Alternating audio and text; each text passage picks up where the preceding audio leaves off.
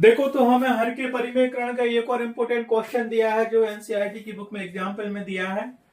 5/√3 - √5 के हर का परिमेयकरण ज्ञात कीजिए। तो जो हमें दिया गया है उसको लिख लेते हैं और समीकरण एक मान लेंगे, वो क्या ज्ञात करना है वो भी लिख लेते हैं। तो हम लिख लेते हैं, हमें दिया है, क्या दिया है आप बताइए, 5/√3 - √5।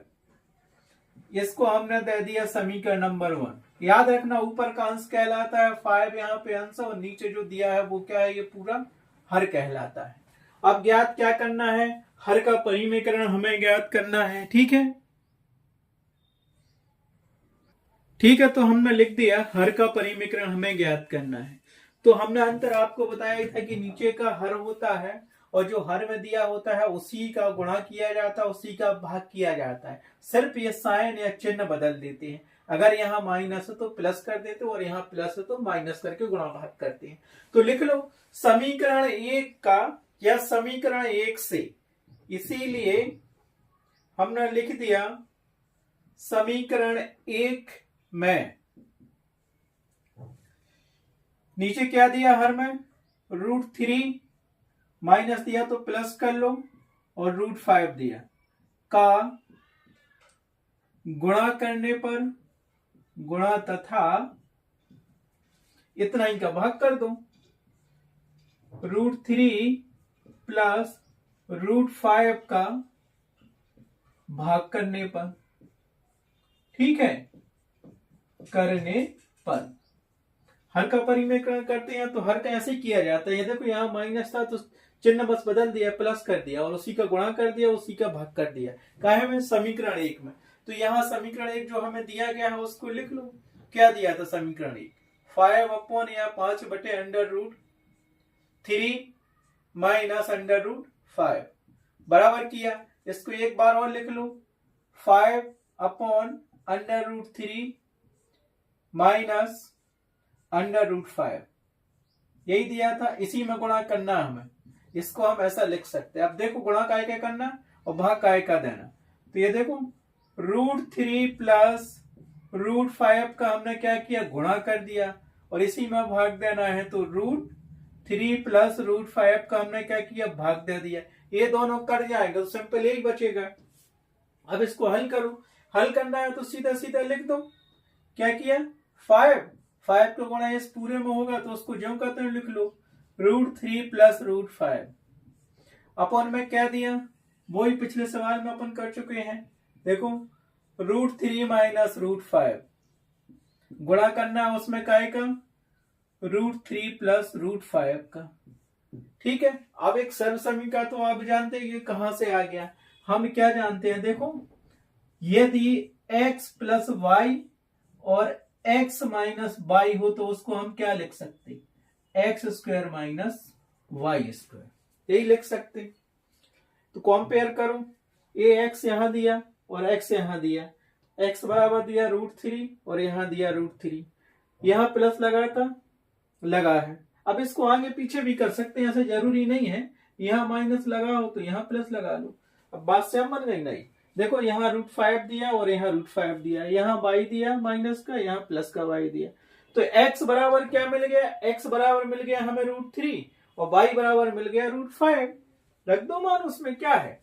तो यहां से हमें क्या मिलेगा, देखो ऊपर का तो ज्यों का त्यों लिख लिया हमने, 5 × √3 प्लस √5 ज्यों का त्यों, अपॉन में क्या आ जाएगा ये हमारे पास, सीधा लिख दो, x की वैल्यू धर दो, यहाँ पे रखेंगे तो क्या मिलेगी x की वैल्यू, ये मिल गया हमारे पास √3 का होल स्क्वायर।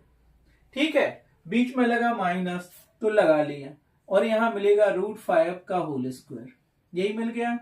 क्योंकि हम जानते हैं सर्व समीकरण से जानते हैं ये सूत्र इंपोर्टेंट है, नहीं तो फिर अगर सूत्र याद नहीं है तो इसको गुणा कर लो, सीधा सीधा बन जाएगा इतना। अब इसके आगे हमें कैसा करना है वो देखो। ठीक है, अब हमने आपको बताया था अगर किसी भी संख्या के ऊपर, जैसे a है और a के ऊपर क्या है, वर्ग लगाया तो इसको हम a लिख सकते हैं। तो वही तो है, √3 के ऊपर स्क्वायर लगा है तो यहाँ केवल 3 आएगा, √5 के ऊपर वर्ग लगा है तो यहाँ केवल 5 बचेगा। तो इसको कैसा लिख सकते हैं, पहले तो ये देख लो, बराबर कर लो, इसको ऊपर का सेम लिख लो ज्यों का त्यों, √3 प्लस √5। ठीक है, नीचे आपके पास आ गया 3 माइनस 5। क्यों? रीजन दे देना, क्योंकि हम जानते हैं अगर √a के ऊपर स्क्वायर लगा तो उसका मान ही होता है। ठीक है, अब √a की जगह √3 कर लो तो 3 मिल जाएगा, √5 कर लो तो 5 मिल जाएगा। इतना तो समझ में आ गया। बस इतना आप हल कर सकते हो, आंसर भी आ सकते हो, एक स्टेप ही आंसर से दूर रह गए हो। ठीक है, तो अब लिख लो इसको। ये क्या मिल गया हमें? सीधा सीधा मिल गया ये 5 कोष्टक शुरू √3 प्लस √5 जो का तो नीचे आपको मिला 3 में से 5 गए तो क्या मिलेगा हमारे पास? माइनस के 2। ठीक है, तो इसको आप ऐसा लिख सकते हो चाहो तो, देखो बराबर माइनस 5/2 कर लिया और यहां गुणा में ये लिख लिया √3 प्लस √5। बस एक आई के बराबर अपन लेके चले थे 5/√3 माइनस √5। तो उत्तर बराबर क्या लिख दोगे आप? उत्तर बराबर आपको पता ही चल गया है कि -5/2 इंटू √3 प्लस √5। तो बस लिख लो उत्तर। उत्तर जरूरी लिखना है एग्जाम में, उत्तर करके नहीं लिखोगे तो वो नंबर नहीं देगा।